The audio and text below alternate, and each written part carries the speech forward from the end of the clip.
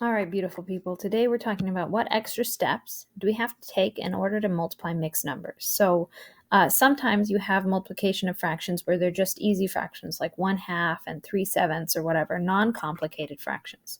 However, sometimes you have multiplication where it involves mixed numbers. And mixed numbers are numbers like 1/2 or 2 3/4. So before we get into this, I want to do some definitions. So we're going to start with a definition of what a mixed number is. Okay, so a mixed number is a number with a fraction and a whole number component. So some examples of mixed numbers, because remember, I love doing examples, is like 2/2, because it has the fraction and it has the whole number. It's got both of them together. Another example is like 3 7/8, because again, it has the fraction and it has the whole number.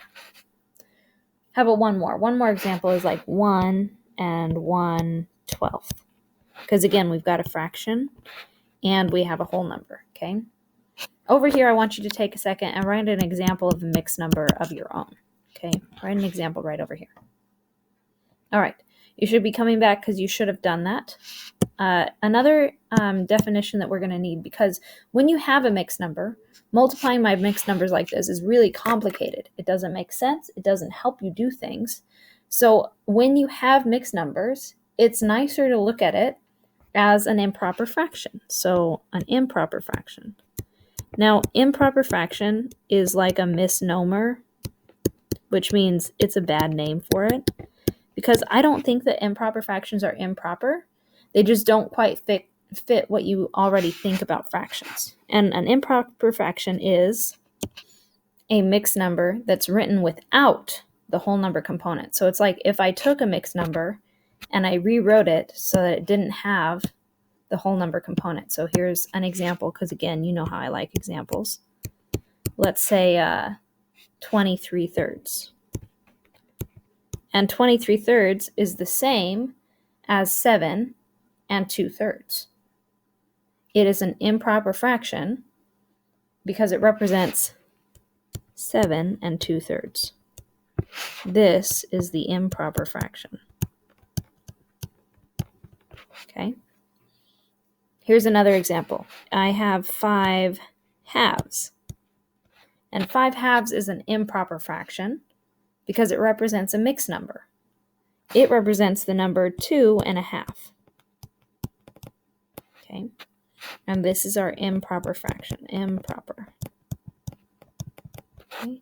Something that you may have noticed about our improper fractions is that the bigger number is in the numerator.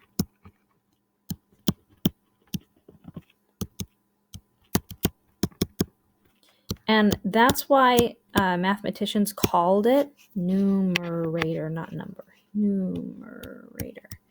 That's why mathematicians called it an improper fraction, because usually fractions have the bigger number in the denominator. But for these ones, the bigger number is in the numerator. Notice 23 is bigger than 3, 5 is bigger than 2, etc. Okay, so those are our two definitions for today. Okay. All right, so then let's talk about how do you convert between the two. Example 1. How to convert from a mixed number to an improper fraction. Okay. Now this is where it gets important, because in order to do like multiplication or division or whatever, or even addition in some cases, it's easier if you convert it to an improper fraction first. So let's start with 3 7/8. Why not? It's our example from earlier. So 3 7/8. Okay. So there are two different ways to convert from a mixed number to an improper fraction. I'll start with the one that's maybe a little more logic-based, and then I'll go to the one that's the standard algorithm.